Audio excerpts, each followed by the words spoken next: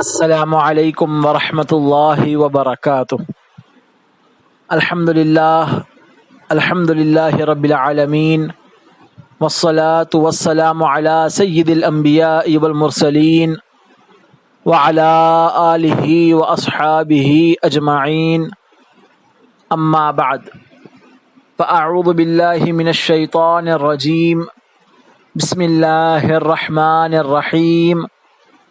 ومن يؤت الحكمة فقد أوتي خيرا كثيرا، صدق الله العظيم وصدق رسوله النبي المتين المبين الكريم، ونحن على ذلك لمن الشاهدين والشاكرين، والحمد لله رب العالمين۔ ناظرین و سامعین، جیسا کہ آپ جانتے ہیں کہ گزشتہ 2 روز قبل آپ تمام کو 30ویں جشن یوم تاسیس جامعۃ المومنات کے موقع پر یہ خوشخبری دی گئی تھی کہ مصباح الفقہ حصہ اول، جس کی مصنفہ ڈاکٹر مفتیہ ناظمہ عزیز مومناتی صاحبہ ہے، جو کہ جامعۃ المومنات دختران ملت کی اسلامی و اقامت یونیورسٹی میں شیخ الفقہ و صدر مفتیہ کی حیثیت سے خدمت انجام دے رہے ہیں، لہٰذا آپ کی کتاب مصباح الفقہ حصہ اول کے موضوعات پر احکام شرعیہ و فرعیہ کو بڑے سہل اور آسان انداز میں سوال و جواب کے ذریعے آپ تک پیش کیا جائے گا۔ تو اس سے پہلے ہم کو یہ سمجھنا لازم ہے کہ مصباح الفقہ، فقہ کہتے کسے ہیں؟ مصباح کے معنی تو آتے ہیں چراغ کے، لیکن فقہ کہتے کسے ہیں؟ فقہ کی تعریف کیا ہے؟ علم فقہ کا موضوع کیا ہے؟ علم فقہ کا مقصد کیا ہے؟ علم فقہ کا حکم کیا ہے؟ اور سب سے اہم چیز، علم فقہ کی فضیلت کیا ہے؟ قرآن اور حدیث کی روشنی میں علم فقہ کی فضیلت کیا ہے؟ اگر ہم یہ جان لیں گے تو ہم پھر مسائل بڑے آسانی کے ساتھ سہل انداز میں سمجھ سکتے ہیں۔ تو معزز ناظرین و سامعین، آئیے اب ہم فقہ کی تعریف مصباح الفقہ کی روشنی میں کرتے ہیں۔ اس کے بعد ہم یہی تعریف کو مفہومی انداز میں سمجھیں گے تاکہ ہم تمام کو فقہ کی تعریف بہت ہی سہل انداز میں سمجھ میں آ جائے۔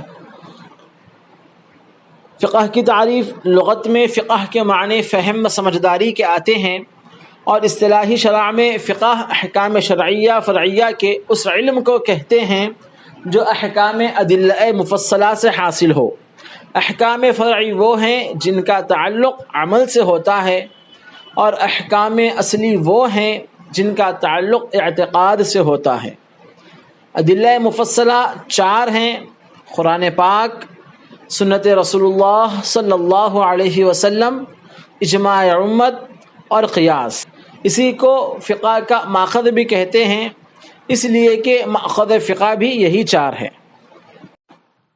مصباح الفقہ کی روشنی میں فقہ کی تعریف ہو چکی، اب ہم مفہومی انداز میں فقہ کی تعریف سماعت کریں گے کہ فقہ کے لغوی اور اصطلاحی معنی۔ فقہ کے لغوی معنی آتے ہیں فہم کے، یعنی کہ سمجھنا، اور ایک معنی آتا ہے کہ باریک چیز کو سمجھنا، اور ایک معنی غور و فکر سے کام لینا۔ قرآن میں اس کے ایک معنی دین کے معاملے میں سمجھ بوجھ رکھنے اور اس میں مہارت حاصل کر لینا ہے۔ اللہ تبارک و تعالیٰ کا ارشاد ہے: من یرد اللہ بہ خیرا یفقہہ فی الدین۔ جس کو اللہ تبارک و تعالیٰ بھلائی دینا چاہتا ہے اسے دین کی سمجھ عطا کرتا ہے۔ اب ہم ایک مثال کی شکل میں سمجھیں گے کہ انسانی زندگی کو اللہ کے احکام کے مطابق زندگی گزارنے کا ایک ضابطہ ہے، کیا حلال ہے کیا حرام ہے، انسان کو اس کی پہچان ہونی چاہیے۔ صحیح کیا ہے اور غلط کا فیصلہ کیا ہے، اس کی پہچان ہونی چاہیے، اور یہ پہچان فقہ کے ذریعے سے ہوتی ہے۔ دوسرے الفاظ میں اگر کہا جائے تو فقہ ہی وہ علم ہے جو انسان کو صحیح اور غلط کا راستہ دکھاتی ہے، تاکہ انسان اس راستے پر چل کر اپنی زندگی کو قرآن اور حدیث کے مطابق گزار سکے۔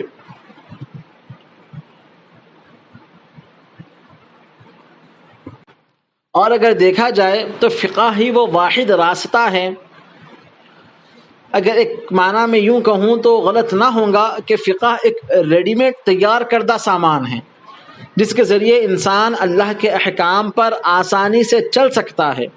تو اس کے مقام و مرتبے کا اندازہ نبی صلی اللہ علیہ وآلہ وسلم اور صحابہ اکرام رضوان اللہ تعالی علیہم اجمعین کی زندگیوں سے ہو سکتا ہے۔